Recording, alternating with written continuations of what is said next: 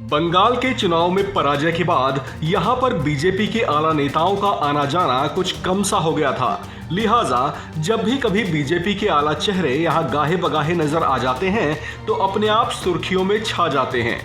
इसी तरह की एक बड़ी हलचल हुई जब शुक्रवार की रात गृह मंत्री और बीजेपी के सबसे दिग्गज थिंक टैंक के तौर पर पहचाने जाने वाले अमित शाह बीसीसीआई के अध्यक्ष दादा सौरव गांगुली के घर उनके निमंत्रण पर डिनर पर पहुंचे। इस संबंध में दादा ने पहले ही मीडिया को जानकारी दे दी थी और साथ ही ये साफ भी कर दिया था कि वो सिर्फ एक सामान्य मुलाकात और छोटा सा गेट टुगेदर भर है। ऐसे में इसके कोई राजनीतिक मायने ना निकाले जाएं।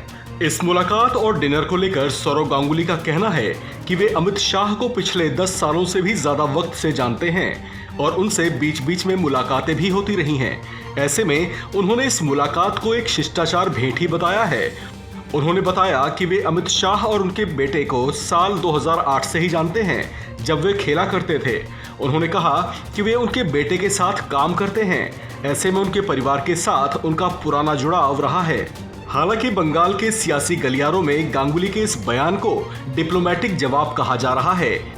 उनकी इस मुलाकात को उनके भविष्य के सियासी रुख से भी जोड़कर देखा जा रहा है। हालांकि इस पर पत्रकारों ने गांगुली से जब ये पूछा कि क्या वे भविष्य में बीजेपी ज्वाइन करने के बारे में विचार कर रहे हैं, तो इस पर उन्होंने फिलहाल ऐसा कोई प्लान ना होने की बात कही। शाह और गांगुली के इस डिनर मीट को लेकर टीएमसी सुप्रीमो ममता बनर्जी की ओर से भी प्रतिक्रिया सामने आई है। उनका कहना है कि अगर दोनों डिनर करते हैं तो इस पर परेशानी क्या है। हालांकि उन्होंने बड़े लाइट मूड से ये भी कहा कि अब दादा उन्हें मिष्टी दोई खिलाएं। गौरतलब है कि केंद्रीय गृह मंत्री अमित शाह 2 दिन के पश्चिम बंगाल दौरे पर हैं। वे भारतीय जनता युवा मोर्चा के कार्यकर्ता अर्जुन चौरसिया की मौत के बाद उनके घर काशीपुर भी गए थे, जहां उन्होंने उनके परिजनों से भी मुलाकात की थी। अमित शाह ने इस मामले में सीबीआई जांच कराए जाने की मांग की है।